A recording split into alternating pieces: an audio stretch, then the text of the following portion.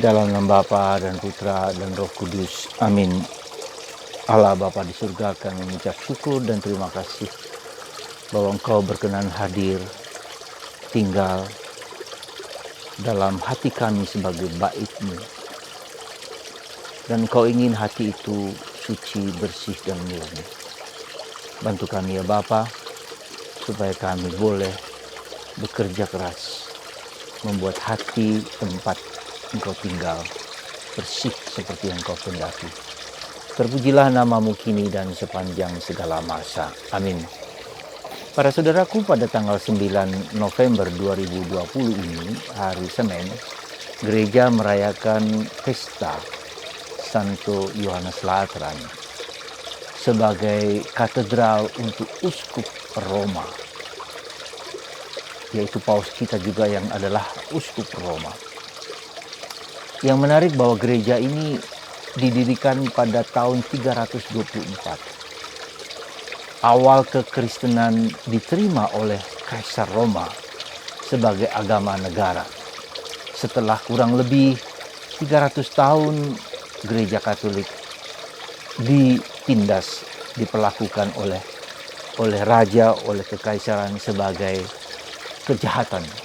Tetapi ketika Kaisar Konstantinus bersama ibundanya Santa Helena, maka agama Katolik dijadikan agama negara dan didirikanlah gereja Yohanes Lateran itu sebagai simbol dari kebebasan, kemerdekaan orang menghayati imannya. Itulah awal. Jadi gereja peringatan ini adalah peringatan supaya kita menyadari lebih dalam pemahaman kita tentang kehadiran Tuhan di dalam gereja, dalam hati kita, dalam hidup kita. Saudaraku yang terkasih dalam Kristus, Yesus pada zamannya sangat menghormati bait Allah. Ya, dia sejak kecil sudah dipersembahkan di bait Allah oleh orang tuanya. Yesus ketika umur 12 tahun mengunjungi bait Allah. Yesus ketika mengajar pun seringkali di bait Allah, ya, mengajar di sana. Dan Yesus juga tidak suka dan tidak senang ketika bait Allah dijadikan tempat perdagangan. Ya. Nah, jadi secara selintas bahwa Yesus sebagai bangunan simbol kehadiran Allah, simbol ketinggalnya Allah di dunia, itu bait Allah, yaitu gereja. Gereja itu juga bait tinggal di sana. Maka ada satu bangunan yang menandakan ke manusia, ke Allah datang tinggal di dalam diri, kehadirannya dalam diri manusia, membimbing, menuntun. Dalam kitab Nabi Yeskiel kita lihat bahwa simbolisme itu adalah di dalam bait Allah itu mengalir air kehidupan. Ya, air kehidupan di utara dan selatan, timur dan barat. Ketika air itu dialirkan, maka segala yang mati menjadi hidup. Ada kehidupan. Nah, ini juga simbolisme sesuatu yang kalau di dalam Allah, bersama Allah, tidak ada kematian, tapi ada kehidupan, ada buah, ada harapan, ada kekuatan. Nah, demikianlah pada zaman Yesus. Nah, kemudian Yesus lebih menekankan sekali lagi bahwa bait Allah itu bukan hanya sekedar bangunan sekarang ini, ya. Bukan hanya sekedar bangunan, tetapi lebih daripada itu. Bait Allah itu adalah Yesus sendiri, ya. Ketika Yesus tidak suka dan tidak senang bahwa bait Allah itu dijadikan tempat perdagangan, ya, maka dicemetinya pedagang-pedagang, diusirnya, dijungkar belikan tempat uang dan seterusnya. Ya, rumah ini adalah rumah Allah, rumah Bapakku, Yesus menyatakan. Rumah tinggal Allah di dunia ini, rumah kehadiran Allah di dunia ini. Dan kalian tidak tahu bahwa bait Allah itu adalah diriku sendiri. Dan itu sulit dipahami, sulit dimengerti oleh orang-orang Yahudi. Maka dia dianggap menghujat Allah. Saudaraku yang terkasih dalam Kristus, lebih jelas lagi dalam surat Paulus lebih menekankan bait Allah itu siapa? Bait Allah itu hati kita.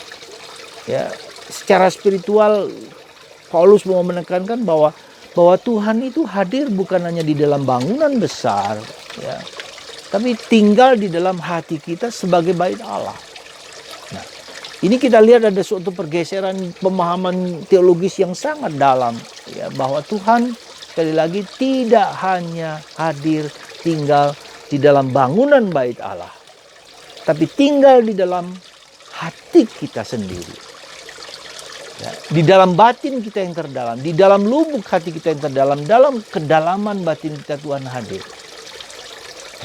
Nah, ini sesuatu perubahan yang sangat sentral di dalam pemahaman pemahaman Tuhan yang hadir di dalam hidup manusia. Betul Tuhan datang dalam gerejanya sebagai tanda kehadirannya di dunia, dan kita harus bersekutu di dalam komunio, dalam kebersamaan, dalam segala acara-acara liturgi bersama-sama. Kita mendapatkan pengajaran, mendapatkan makanan rohani, mendapatkan sakramen-sakramen dan seterusnya. Itu adalah simbolisme kehadiran Tuhan. Tapi lebih dalam daripada itu adalah Tuhan hadir dalam hati kita yang berdosa ini. Nah, saudaraku yang terkasih dalam Kristus, ini suatu revolusi yang besar sekali ketika Paulus mengubah, ya bukan mengubah, tapi memperdalam, lebih tepat memperdalam pemahaman kita tentang kehadiran Tuhan di dalam hati kita yang berdosa. Nah, saudaraku yang terkasih dalam Kristus, maksudnya apa? Maksudnya kita berjuang, bermohon, membutuhkan rahmat supaya yang dari aspek, katakanlah dari aspek lahir, yaitu kita masuk kepada aspek batinnya. Ya, dari aspek yang fisik kelihatan nampak menjadi aspek yang rohani. Dan itu menjadi tidak jauh-jauh di luar, bukan di gereja dimanapun jauh, bukan hanya di sana di tempat jauh, tetapi justru di dalam batin kita yang dekat. Maka Paulus mengatakan sabda Allah itu dekat dengan mulut kita, dengan hati kita. Nah, maka apa yang sebetulnya ingin saya sampaikan bahwa ketika Tuhan itu sungguh-sungguh hadir dalam diri kita, kita berjuang masuk di dalam batin itu. Gitu. Maka kita berusaha untuk masuk ke kedalaman, merasakan kehadiran Tuhan dalam batin kita itu. Maka Santa Teresa dari Avila menekankan ada 7 ruangan di dalam batin kita yang terdalam. Di dalam tahta Allah, ada tahta ruangan ke-7 itu. Tuhan bertahta di situ. Maka kita harus masuk ruang pertama, ruang kedua, ruang ketiga, ruang keempat, ruang kelima, dan ruang keenam, dan ruang ketujuh. Nah, disitulah kita lihat ketika kita memasuki satu ruang-ruang yang lain harus ada suatu proses pemurnian dan proses penyucian sekaligus.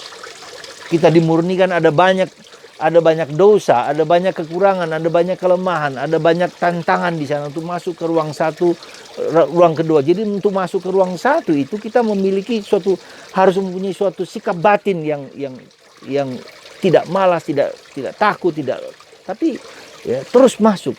Jadi untuk masuk ke ruang satu itu dibutuhkan suatu langkah yang dalam, masuk, terjun ke sana. Ya, jadi itulah langkah pertama yang harus kita jalankan, itu berani masuk ke kedalaman.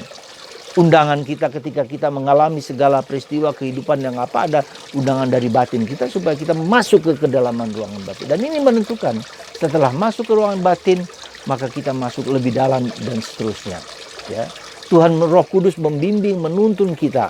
Nah, disitulah ada proses, ada tantangan, ada godaan, ada ular, ada kemalasan, ada dosa. Kita mulai melihat dalam diri kita ada dosa-dosa yang ada dalam diri kita, dan akan dibukakan noda-noda borok-borok dosaku sendiri dan borok-borok dosa orang lain. Ya, entah itu kesombongan, entah itu kemalasan, entah itu iri hati, entah itu serakah, kikir, ya, entah itu cabul, entah itu kesombongan. Jadi ada ke-7 dosa itu semakin ditunjukkan, semakin dinampakkan supaya kita telanjang, ya, dalam bahasa, katakanlah dalam bahasa hidup rohani, kita telanjang. Tidak ada apa-apanya. Apa yang mau kita sombongkan, apa yang mau kita banggakan. Berbahagialah orang yang miskin di hadapan Allah. Jadi kata-kata seperti itu. Ya. Jadi proses, maka ketika Yesus mengatakan rumahku, rumah Bapakku tidak boleh ada perdagangan. Perdagangan itu dalam arti apa? Bisa dalam artian yang secara fisik, ada dosa, ada kekurangan, ada kelemahan, bisa saja seperti itu. Tapi dalam artian yang lebih halus adalah perdagangan itu kita seperti berdagang dengan Tuhan. Ya. Misalnya apa? Kita melakukan karya untuk gereja, kita banyak berdoa, kita doa rosario, kita doa kerahiman ilahi, kita meditasi, kita melakukan segala yang baik untuk Tuhan. Segala yang baik untuk karya-karya kita, karya-karya gereja dan seterusnya. Kita terlibat di sana. Lalu kita mengatakan, Tuhan gantian ya, berikan saya rahmat, ya, berikan saya anugerah apa yang saya minta. Jadi kita berdagang, dan itu tidak bisa. Bukan seperti itu dalam relasi kita dengan Tuhan. Everything is God. Dia mau kasih, tidak mau kasih, terserah. Ya, jadi tidak boleh kita minta menuntut seolah-olah ketika kita sudah melakukan segala sesuatu untuk Tuhan dan untuk sesama, saatnya Tuhan harus mengabulkan permintaan saya. Itulah yang disebut dengan berdagang. Dalam artian yang seperti itu. Dan seringkali kita begitu. Ya, Tuhan, aku telah melakukan doa rosario, udah novena. Berpuluh-puluh kali aku novena untuk kepentingan intensiku sendiri. Tapi Engkau tidak mengabulkan. Ya, aku sakit seperti ini. Saya sudah melayani Engkau dengan sebaik mungkin. Tidak berdagang, saudara. Tapi apa? Menyerahkan diri kepada kehendak Tuhan. Maka dalam apa namanya simbolisme itu simbol kita adalah hati kudus Yesus. Ya, hati Yesus di mana di dalam batin kita itu simbolkan hati. Jadi hati yang penuh belas kasih, hati yang penuh kasih sayang. Maka ketika kita mengalami segala sesuatu, kita persembahkan kepada Tuhan, kepada hati kudus Yesus. Kita biarkan Dia sendiri yang bekerja untukku. Sikap penyerahan. Let it be. Terjadilah padaku menurut perkataan. Dan kerendahan hati. Saudara, itulah makna terdalam dari hari raya atau pesta gereja, pemberkatan gereja Santo Yohanes Lateran. Kesadaran bahwa Tuhan hadir dalam diri kita dan kita harus mencari dan menemukan itu. Ya. Tidak mudah karena kita harus masuk dari dunia material ke dalam dunia rohani. Ya. Dari dunia dangkal masuk ke dunia rohani, dan itu bukan yang mudah. Ya. Kita masuk ke sana. Lalu kita masuk ke langkah ruang pertama di sana. Ya. Dan kita akan digoda oleh banyak hal. Bagi Anda yang termasuk kelompok doa Mahkota Maria, saya mengajak Anda misalnya bangun jam 3 pagi. Silakan Anda mau atau tidak mau, boleh. Itu adalah langkah pertama kita untuk setia tidak di jalan itu. Tidak mudah. Tantangan tidak apa-apa, tapi kita berjuang terus. Nanti pelan-pelan Roh akan membimbing kita, menuntun kita untuk memasuki ruang pertama, ruang kedua, dan seterusnya. Kita menjadi PK, kita menjadi tajam, kita menjadi kuat ketika godaan-godaan, tantangan-tantangan yang muncul dalam diri kita.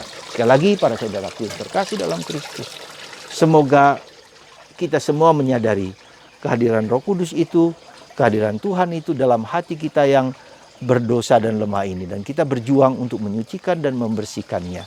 Semoga Anda dan kita semua dikuatkan dan diteguhkan selalu untuk melihat gereja itu ada dalam hatiku, hati Anda, hati semua umat. Dan terutama dalam masa pandemi ini, kita harus masuk ke kedalaman. Tuhan tidak hanya hadir dalam gereja yang agung besar, hadir dalam gerejaku, di hatiku, di bait Allahku, di sini. Tuhan memberkati Anda semua. Dalam Bapa dan Putra dan Roh Kudus. Amin.